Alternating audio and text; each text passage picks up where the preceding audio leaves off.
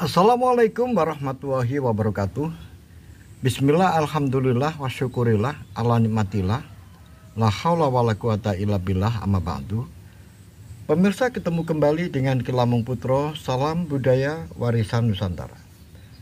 Pemirsa dimanapun Anda berada, di kesempatan ini izinkan saya untuk melanjutkan keterangan-keterangan saya tentang Gajah Mada, prajurit sejati Kerajaan Mojopahit.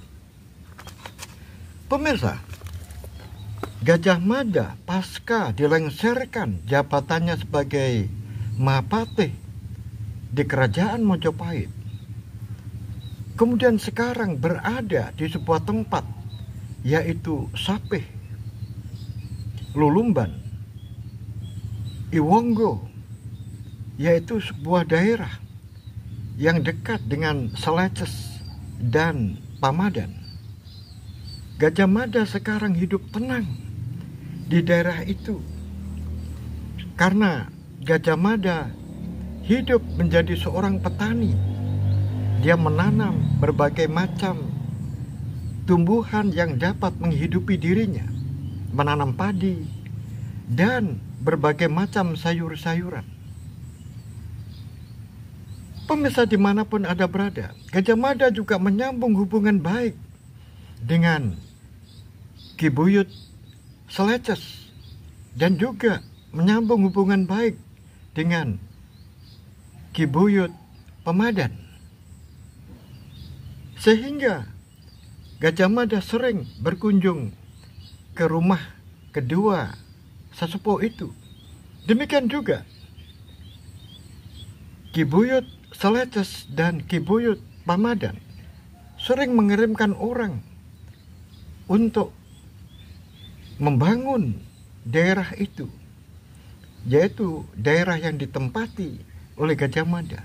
Bahkan orang-orang ini secara bergotong royong membuat rumah tempat tinggal Gajah Mada dan juga membangun sebuah pendopo besar sebagai pendopo yang diberi nama Padepokan Madakaripura. Sudah 1 tahun, bahkan lebih, Gajah Mada hidup seorang diri. Kemudian Madakaripura, padepokan ini terbuka untuk siapa saja. Banyak pemuda-pemuda yang datang, banyak para pemimpin-pemimpin lokal yang dekat daerah itu datang, baik itu hanya sekedar berkunjung atau berguru atau minta petunjuk. Itulah Gajah Mada di tempat barunya. Kemudian selama 1 tahun tidak pernah mendengar apapun tentang Kerajaan Mojopahit, karena Gajah Mada juga tidak mau mendengar tentang perkembangan Mojopahit. Pemirsa dimanapun Anda berada, tiba-tiba saat Gajah Mada sedang bekerja mencangkul kebunnya di sebelah rumahnya, tiba-tiba datang 3 orang dengan mengendarai kuda, kemudian wajahnya separuh ditutup oleh kain. Gajah Mada mencoba untuk mengamati 3 orang itu. Akhirnya turun dan kuda ditambatkan di pohon kajaran. Kemudian orang ini melangkah dan disongsong oleh Gajah Mada. Setelah kain penutup wajahnya ini dibuka, alangkah terkejutnya Gajah Mada, karena ternyata yang datang adalah sahabatnya, yaitu Kanuruhan Gajah Enggon, kemudian Gagak Bongol, Kesangguhan Gagak Bongol, dan yang satunya adalah Pradabasu. Akhirnya 3 sahabatnya ini digiring untuk menuju ke pendopo agung yang dimiliki oleh Gajah Mada, yaitu Padepokan Madakaripura. Setelah disambut dengan ramah oleh Patih Gajah Mada, yang sekarang sudah tidak menjadi seorang patih lagi, sebagai orang biasa, maka dilihatnya oleh 3 sahabatnya ini, Gajah Mada sekarang sudah berbeda. Rambutnya terurai. Kalau dulu digelung rapi, sekarang dibiarkan terurai. Rambut yang sudah berwarna 2, hitam dan putih, dan lebih banyak putihnya daripada hitamnya. Demikian pula jamban yang dulu tidak pernah ada jambang itu. Kemudian juga tidak ada kumis dan jenggot. Dulu tidak ada karena selalu dicukur rapi. Tetapi sekarang dibiarkan tumbuh sehingga rambutnya terurai. Kemudian kumisnya, jambangnya, dan jenggotnya dibiarkan untuk melebat. Dan badannya sekarang bertambah kelam hitamnya. Tetapi kekokohan dan kekar tubuhnya masih terlihat, tidak ada perubahan sedikit pun. Waduh, Kakang, di sini indah sekali, nyaman di sini. Udaranya segar. Dan suasana di tempat ini benar-benar menarik hati saya. Itu adalah kata Pradabasu. Bagus adik saya, di sini memang udaranya segar, dingin. Oleh sebab itu, kamu bisa pindah ke sini. Ayo, garaplah sawah-sawah, buatlah perkebunan-perkebunan di sini. Aku berikan kebebasan kepada kamu. Ambil tanah-tanah itu, seluas apapun yang kamu inginkan. Supaya aku di sini punya teman, punya tetangga. Apalagi kamu yang ada di sini. Waduh, Kakang, aku nggak mau. Duh, kenapa nggak mau? Aku takut. Duh, apa yang kamu takutkan di sini? Kan ada saya. Karena di sini udaranya dingin, Kakang. Duh, kenapa kalau dingin? Aku takut punya anak lagi. Akhirnya 3 orang ini, sahabatnya ini menjadi tertawa riuh.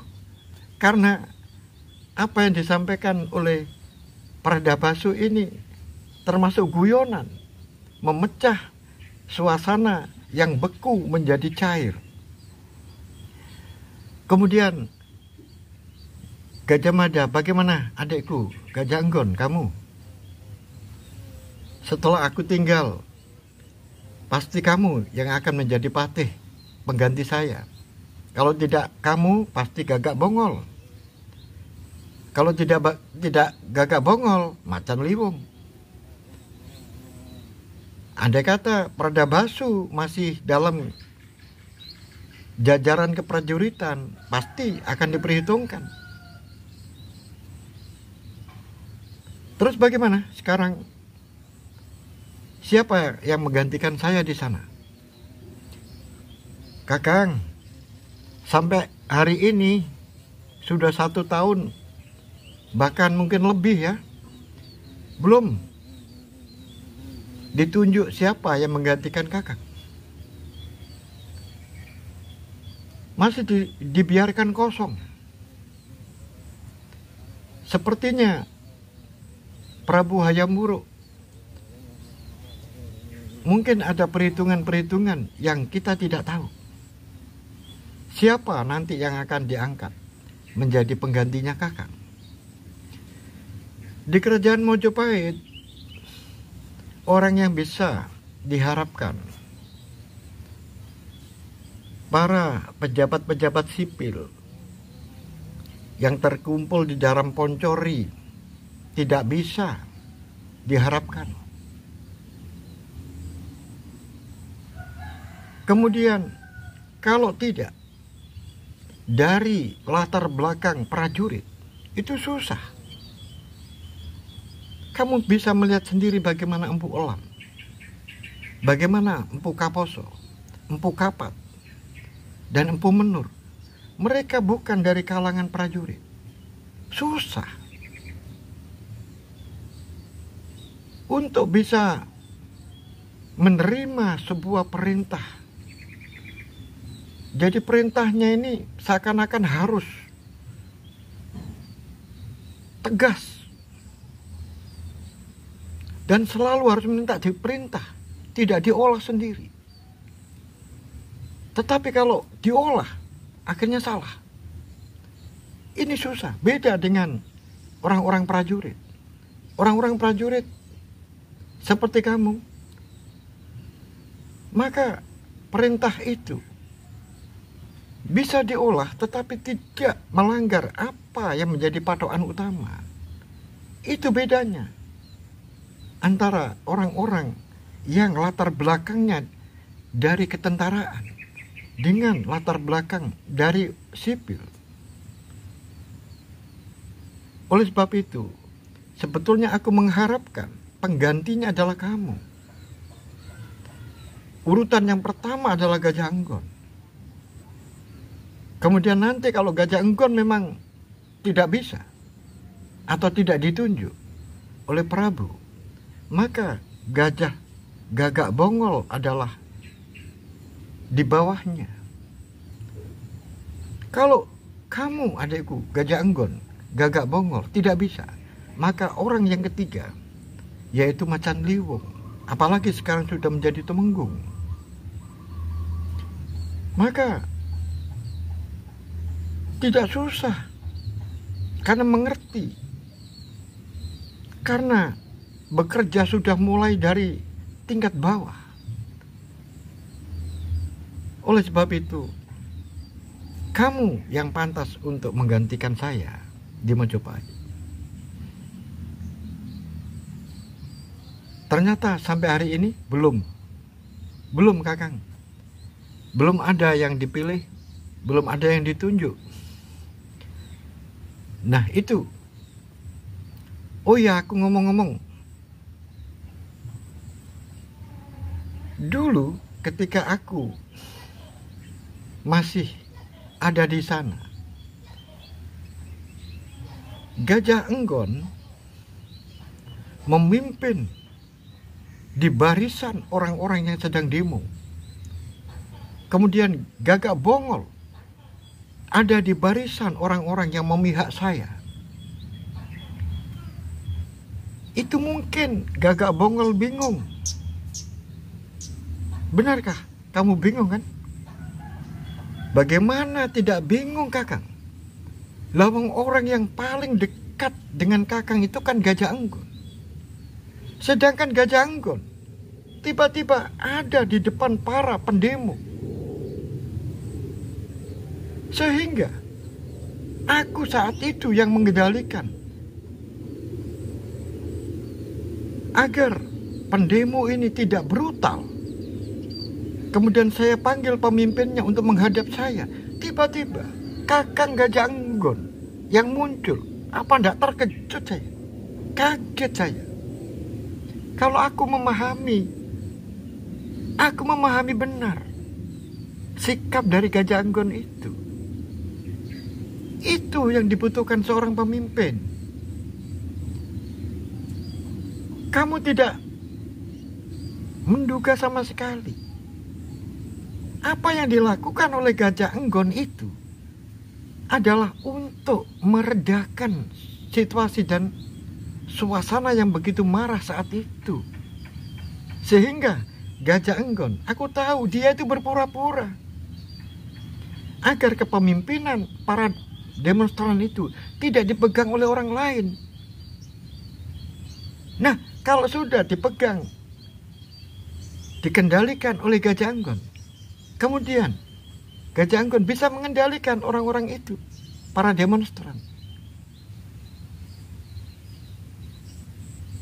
Sayangnya kan tidak bilang, Kang. Nah kalau bilang, terus bagaimana? Ya tidak mungkin. Nah itulah, kadang-kadang kita tidak memahami. Coba kamu pikir, setelah memimpin demo, kemudian dia kembali ke Kepatihan, Apa kamu nggak mikir itu? Gagak Bongol akhirnya tertawa dan disambut oleh yang lain. Aku sudah tahu siapa orang-orang yang menggerakkan itu. Orang-orang yang menggerakkan saya itu jelas adalah orang-orang yang tidak suka terhadap saya. Kamu tahu Senopati Birowo kan? Anaknya siapa Senopati Birowo? Bagaimana ayahnya? Ayahnya dulu kan saya pecat karena korupsi. Nah, tentu saja dia ingin balas dendam. Tapi lucu. Lucunya apa? Aku tahu. Dia menemui Gajah Enggon untuk diajak kerjasama. Apa ndak keliru? Nah, oleh sebab itu, oleh Gajah Enggon tentu saja akan diterima. Sangat tepat untuk berpura-pura. Begitulah. Seorang politikus atau seorang pemimpin harus pandai. Dan semuanya itu tujuannya adalah agar tidak terjadi sebuah pertumpahan darah. Begitu. Kamu harus banyak belajar dari kakangmu Gajah Enggon. Oh iya, ngomong-ngomong. Gimana keponakanmu, Prajaka? Aku sampai kangen. Tidak pernah ketemu sama sekali. Saat peristiwa yang terakhir itu,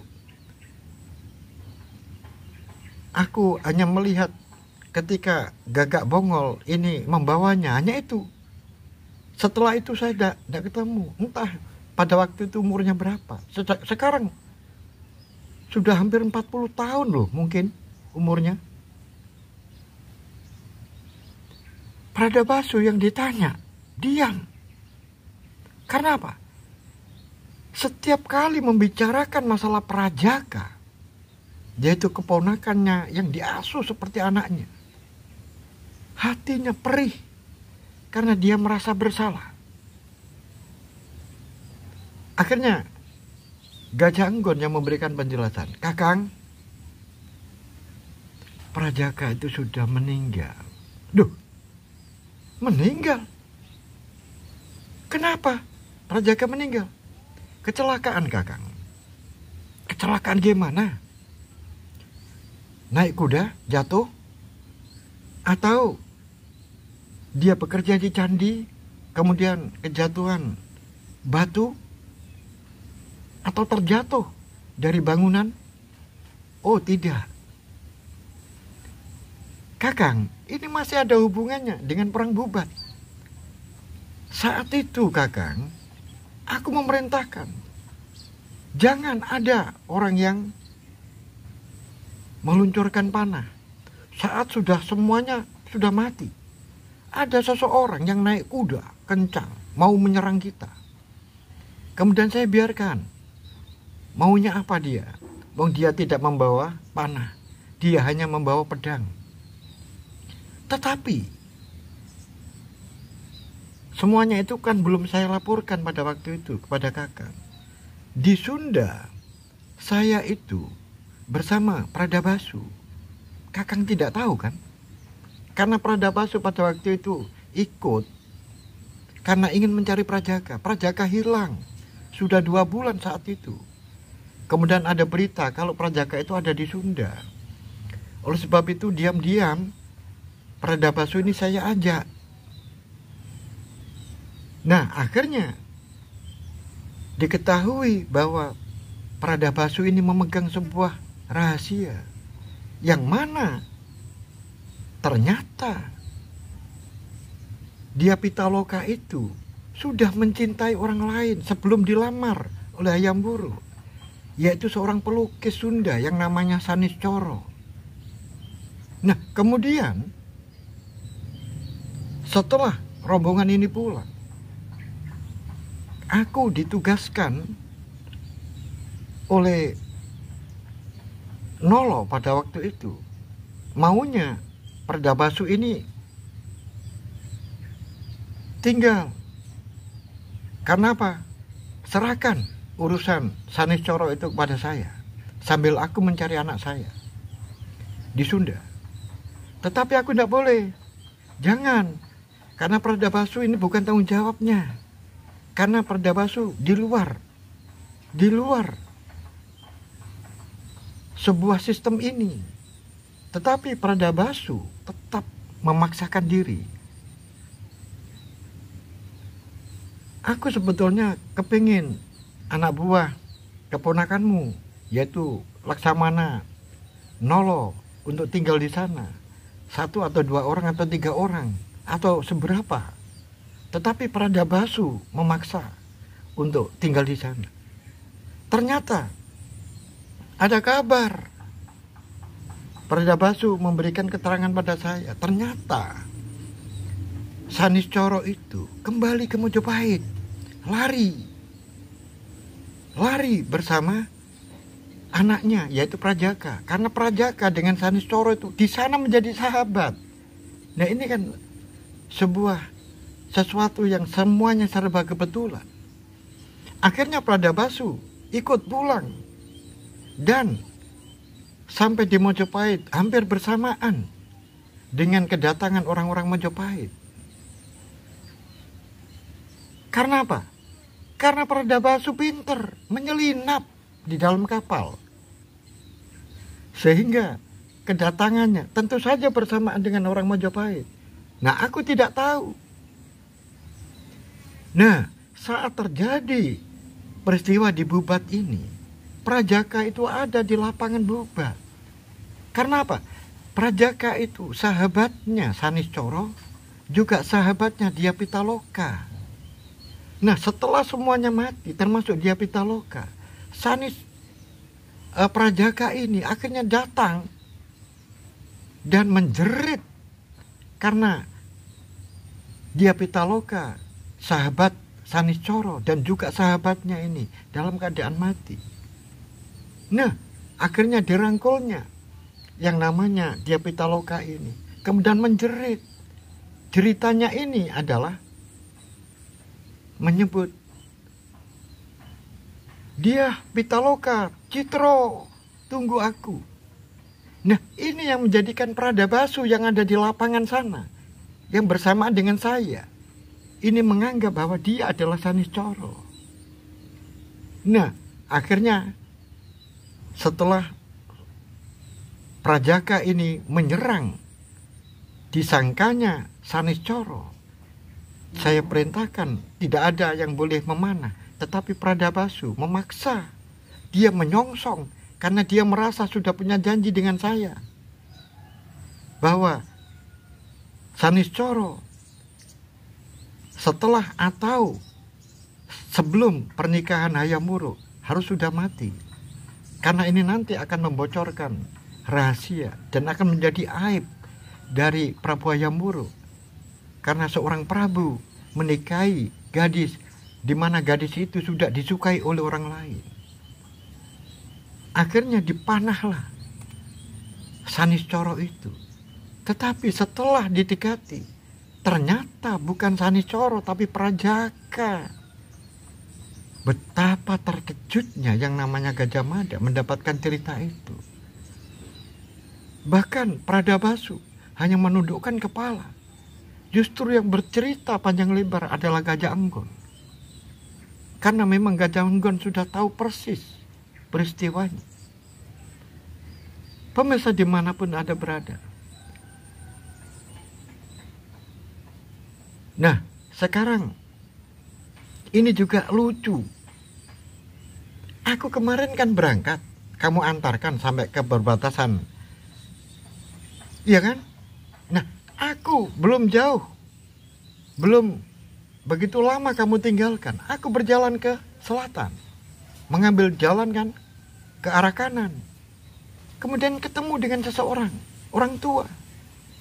Lucunya, setelah saya tanya orang tua ini, saya ajak istirahat di bawah pohon.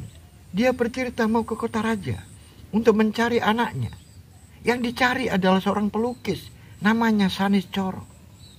Luar biasa. kadang-kadang lucu ini. Apa ini? Sepertinya aku sendiri tidak bisa mikir. Kemudian Pradabasu, benar Kakang. Apa yang disampaikan Kakang Gajah Enggon itu persis dengan cerita saya. Yaitu ceritanya. Nah, setelah Kakang sekarang cerita.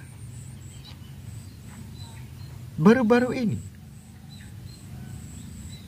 Kakang ketemu dengan ayahnya Sanis Coro. Ternyata Sanis Coro itu bukan pelukis Sunda. Pelukis dari Jawa bagian wetan.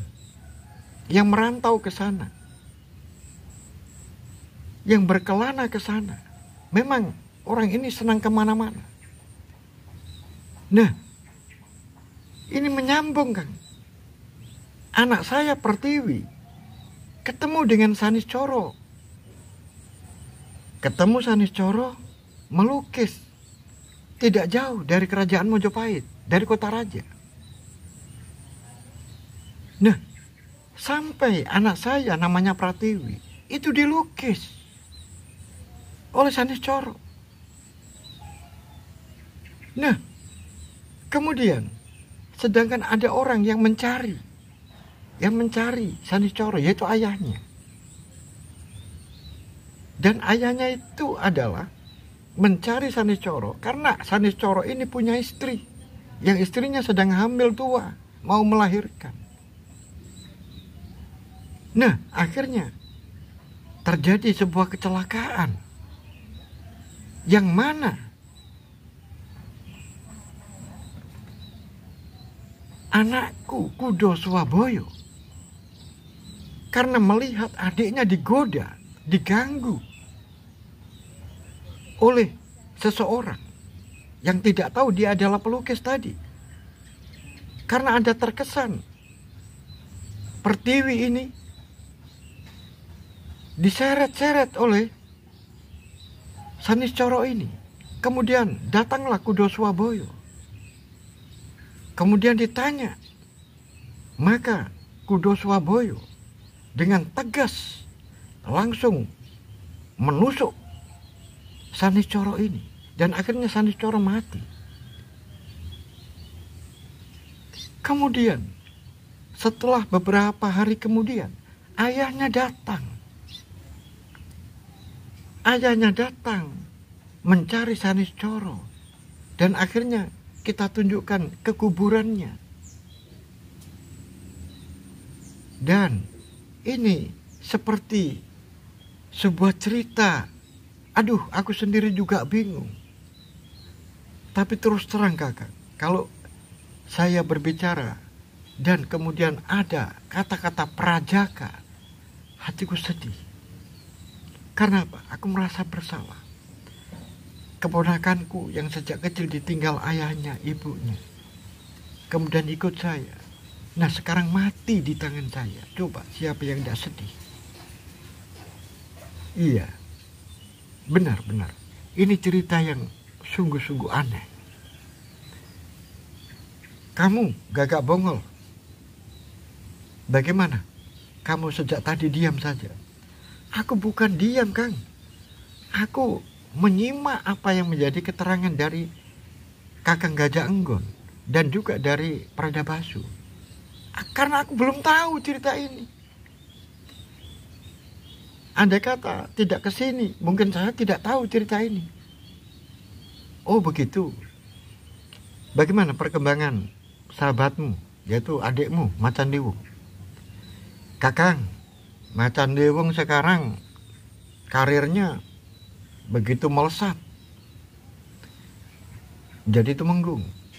Dan sekarang ini luar biasa kekuasaannya.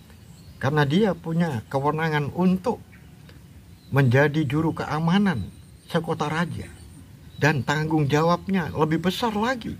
Karena dia harus melindungi raja dan seluruh keluarganya. Iya, itu kan kewajiban dari Bayangkara kan? Benar Kakang. Tapi ini beda Kang.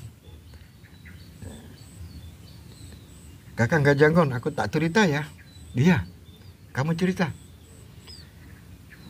Pada waktu datangnya Darmadiaksa Kasogatan dan Darmadiaksa Kasaiwan, pemimpin dua agama ini yang diutus ke Sunda untuk memberikan penjelasan tentang kejadian di Bubat, kemudian minta maaf atas segala kesalahan dan kekeliruan Majapahit terhadap peristiwa itu. Akhirnya setelah pulang memberikan laporan, ternyata Kakang benar. Tidak ada gunanya pergi ke sana memberikan penjelasan dan minta maaf. Siapa? Nah, ternyata orang yang paling disalahkan sebetulnya bukan Kakang, tapi yang disalahkan adalah Hayam Wuruk. Dan yang kedua adalah Kakang.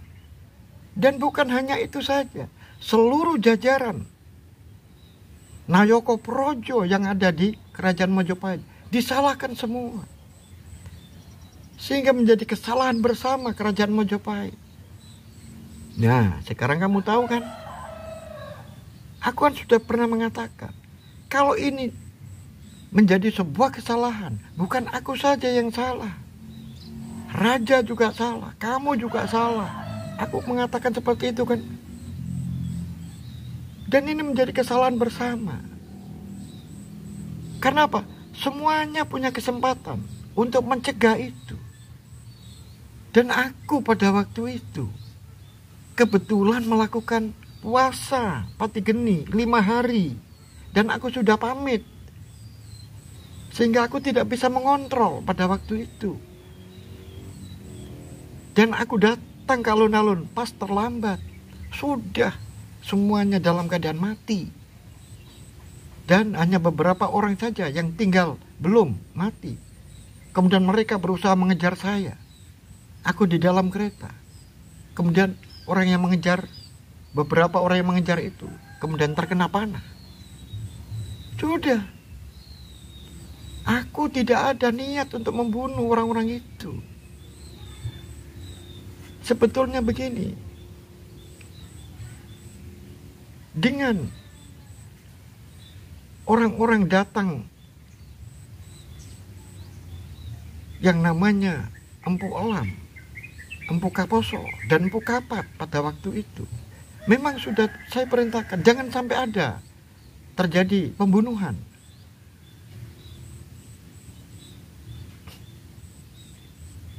Yang aku inginkan itu adalah mereka marah, kemudian mereka itu protes, dan mereka akhirnya kembali ke Sunda. Itu yang aku inginkan. Tetapi prajurit, kalau ada temannya mati, apa? Kamu sendiri bisa merasakan. Seperti itu. Nah, oleh sebab itu, ini kan sudah terjadi. Nah, kejadian seperti itu tidak perlu mengutus utusan ke Sunda, kemudian minta maaf, kemudian memberikan penjelasan. Itu tidak perlu. Karena kita sudah berani seperti itu. Maka mengapa kalau sudah berani, itu menunjukkan sebuah politik yang sangat lemah. Akhirnya Majapahit dianggap apa dengan mereka? Nah, itu Kakang. Aku lanjutkan Kakang.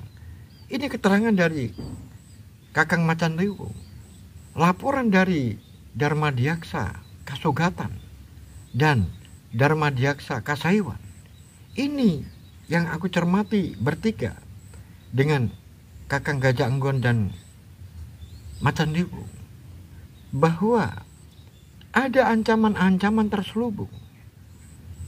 Karena mereka mengatakan ternyata Kutoro Manowo Dharma Sastra ini tidak bisa menjerat hukum orang-orang atas Kata mereka hanya bisa menjerat hukum-hukum maling ayam. Itu sungguh menyakitkan. Dan mereka seakan-akan membuat rencana akan melakukan pembalasan. Yang dilakukan dan sasaran adalah jelas Hayam Wuruk dan Kakang Gajah Mada. Karena apa? Mereka tidak mampu untuk menggelar sepapan. Dia tidak mampu untuk melakukan pertempuran melawan Majapahit. Akhirnya yang kita waspadai sekarang adalah dia membuat gerakan-gerakan mengirim orang dari Sunda untuk menghukum dengan menggunakan caranya sendiri. Yaitu yang dihukum adalah Hayam Wuruk dan keluarganya, dan sasaran adalah Kakang Patih Gajah Mada. Kalau saya tidak masalah. Yang perlu diwaspadai adalah keluarganya raja harus dilindungi, dan termasuk Hayam Wuruk harus dilindungi dengan ketat. Apapun yang masuk, orang asing siapapun harus diwaspadai. Begitu. Pemirsa dimanapun Anda berada, bagaimanakah kelanjutan cerita dari 3 sahabatnya Gajah Mada yang datang ke Madakaripura? Sapih, Lumban, Iwonggo ini. Oleh sebab itu ikuti terus cerita dari 3 orang ini yang memberikan kabar tentang Majapahit kepada Gajah Mada. Sampai di sini ada kurang dan lebihnya. Saya mohon maaf dan aku ucapkan salam budaya warisan Nusantara kepada Anda semuanya. Akhirul kalam, billahi taufiq wal hidayah, waridha wal inayah. Assalamualaikum warahmatullahi wabarakatuh.